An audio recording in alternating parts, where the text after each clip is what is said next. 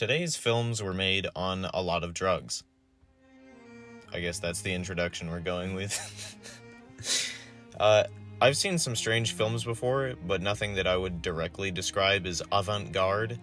That is until today, so just as a heads up, if you do choose to watch these films, some of the content is touchy at best, and more often than not, just plain weird. I probably won't even be showing too much of the films themselves, just because a lot of it is quite graphic, and I don't plan on forcing you to see this. So, today, we're talking about director, author, and psycho-magician Alejandro Jodorowsky. Now, if you're wondering why I'm kind of distancing the films and myself from the director, it's for two main reasons. One is because I actually kinda like these films, and two is because frankly I think the guy is a weirdo. For a quick explanation of his character, in 1974, Jodorowsky was actually named to make the first film adaptation of Dune, the 1965 science fiction novel. The movie was never actually made, however, as Jodorowsky casted Salvador Dali at a paid rate of $100,000 an hour, as well as casting Orson Welles under the condition that he would have his own private gourmet chef for the entirety of filming. He then also casted his own son into the movie and claimed that the soundtrack would be composed entirely by the bands Pink Floyd and Magma.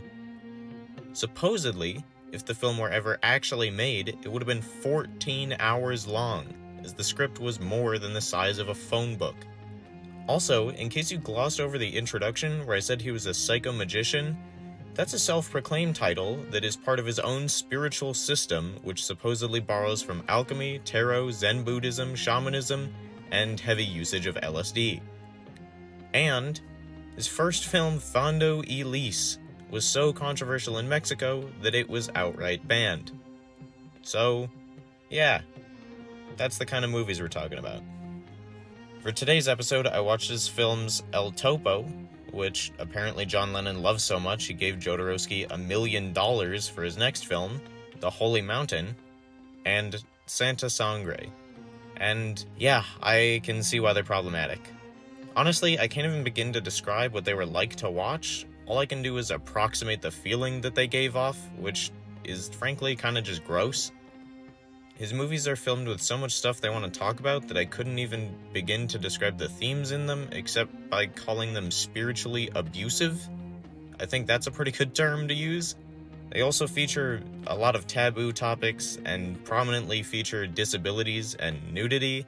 Strangeness is more than just commonplace in his films, and it never tries to shy away from violent or sexual imagery. So, yeah.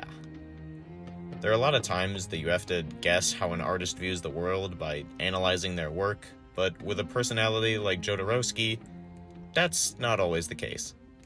People have actually said that you perhaps use violence too much. I like violence. I love violence. I hate the weak person who go to art and say, oh, that hurt me, that image. Why to make pictures for that person? They are blind.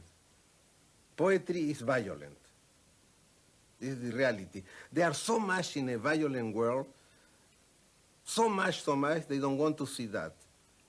I am in the middle of violence. I am in the middle of a screen of television now. There I am, in the middle of the screen of that television, which is showing every day the violence of the world. And the person is saying to me, oh, you are violent. I like violence. So, yeah.